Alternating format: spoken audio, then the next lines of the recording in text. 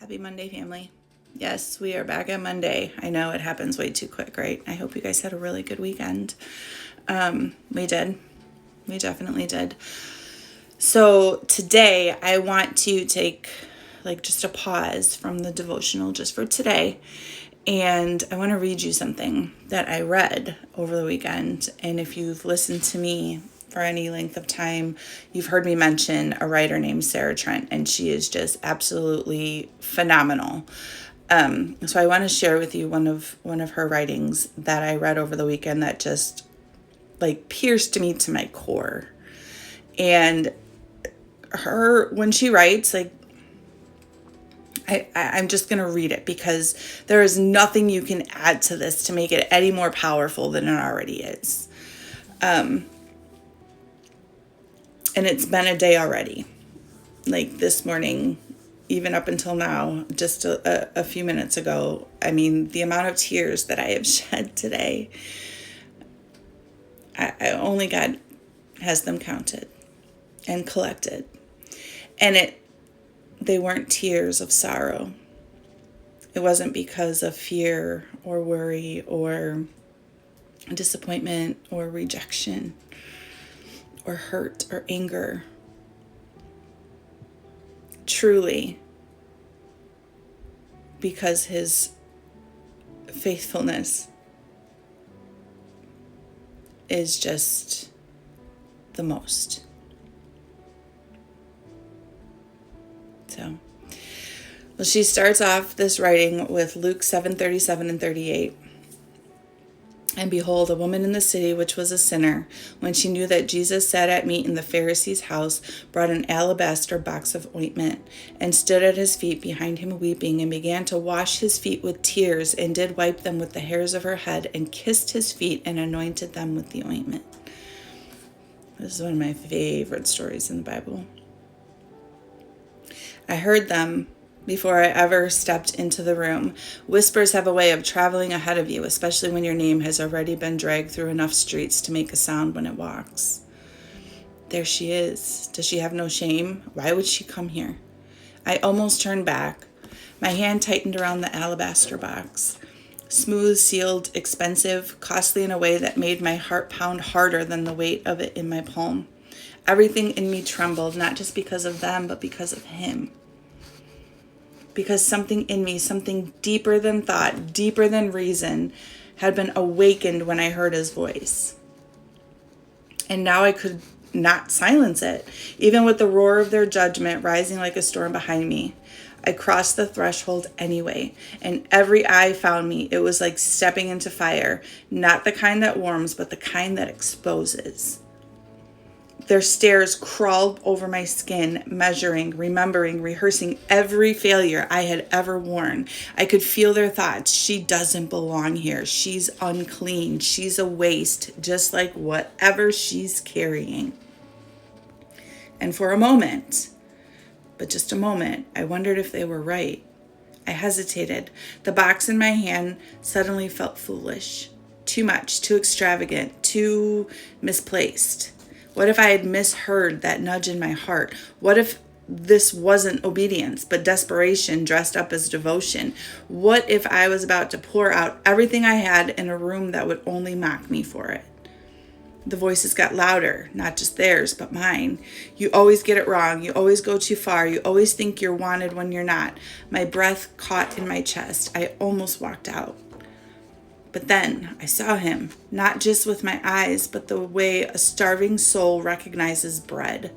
He wasn't looking at me the way they were. No disgust, no calculation, no quiet tally of my past, just knowing. As if he had already walked through every shadow I had ever lived in and still chose to sit there within reach. Something broke in me. No, something opened. The seal, my dignity, my fear, all of it, the alabaster shattered in my hands, and with it, every voice that had ever told me to stay small, stay hidden, stay silent. The fragrance filled the room, and suddenly there was no going back. I could hear them again. What a waste. Does she not know how much that's worth? If he were truly who he says he is, he would stop this. And for a split second, their words pierced me. because they echoed the very fear I had buried.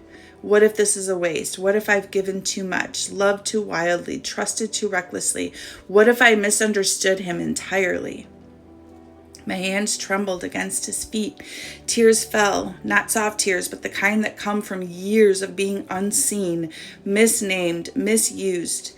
They soaked the dust from his skin, and I thought, maybe they're right. Maybe this is too much. Maybe I am too much. Maybe I should have stayed where I was, hidden in the dark, where no one expects anything holy from a life like mine. But then he spoke. Not loudly, not with force, but with authority that silenced everything else. Let her alone. 3 words, and every accusation lost its oxygen. Why trouble ye her? I froze, because no one had ever defended me like that. No one had ever stood between me and the voices. No one had ever called what I carried good. She hath wrought a good work on me. Good. He called it good, not wasteful, not inappropriate, not excessive, but good. The room shifted, or maybe it was just me, because suddenly I realized I had not misheard him. The breaking, the pouring, the surrender that felt so reckless. He had been waiting for it, welcoming it, receiving it all along.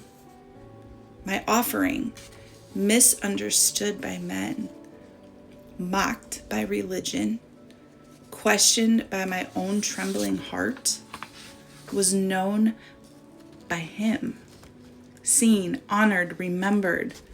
And in that moment, I understood something that no whisper could ever take from me again. The voices will always have something to say when you step into obedience that costs you everything. They will call it waste when it does not benefit them. They will call it foolish when it doesn't make sense to them. They will call it wrong when it exposes what they have refused to give. But he calls it beautiful. And I would break that box again, even with shaking hands, even with trembling faith, even with the echoes of doubt still lingering in the corners of my mind. Because I have learned it is better to be misunderstood in a room full of people than to withhold what he is worthy of. And if my obedience fills the room with a fragrance they cannot stand, then let it rise. Let it linger. Let it testify. Because what they called waste, he called worship.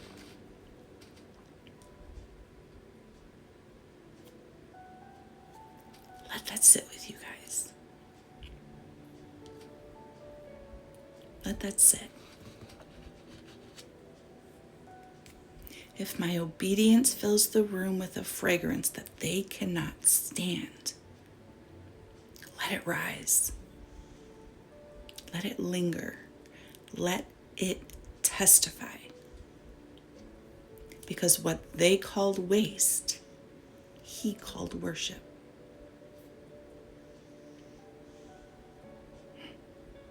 I love you guys, but Jesus loves you the most.